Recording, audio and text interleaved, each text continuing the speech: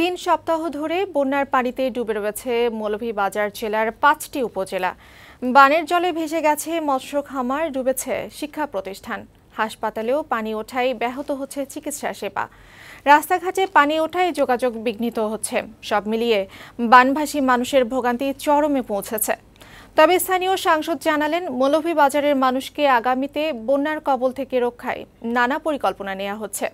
মৌলভীবাজার সংবাদদাতা ইমন দেব চৌধুরীর পাঠানো প্রতিবেদন জানাচ্ছেন ওরিসুল ইসলাম।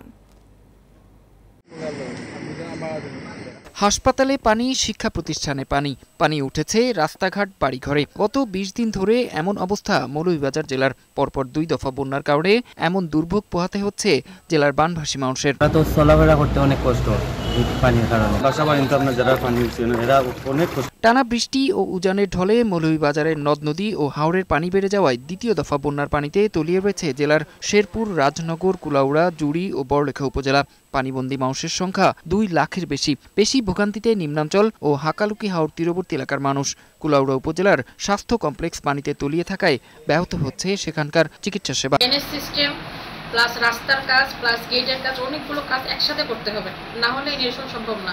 জেলার সব প্রাথমিক বিদ্যালয়গুলোও পানিতে ডুবে রয়েছে। এতে শিশুদের পাঠদান বিঘ্নিত হচ্ছে।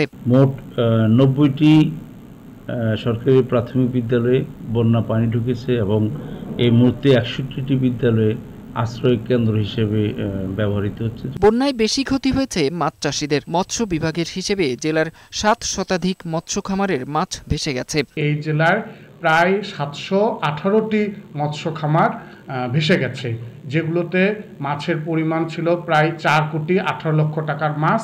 নাব্যতা সংকটের কারণে বন্যার ভয়াবহতা বাড়ছে বলে জানিয়েছে পানি উন্নয়ন বোর্ড। পলির কারণে নদীর তলদেশ উঁচু হয়ে যাচ্ছে এবং নদীর সাথে সংযুক্ত যে হাওর, বিল বা সরা বা খালসমূহ, এর তলদেশ উঁচু হয়ে গিয়ে নদী বা বিলসমূহের পানি ধারণ ক্ষমতা কমে যাচ্ছে। তবে বন্যা মোকাবেলায় কাজ করছে প্রশাসন। বন্যা সম্পর্কে মানুষকে সচেতন করা হচ্ছে, প্রস্তুত রাখা হয়েছে আশ্রয় কেন্দ্র।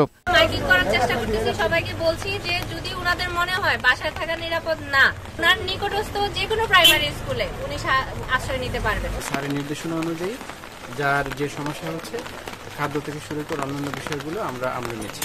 আগামীতে এই বন্যা পরিস্থিতির ভয়াবহতা কমানোর লক্ষ্যে নানা পরিকল্পনা নেওয়া হয়েছে বলে জানিয়েছেন স্থানীয় সংসদ সদস্য।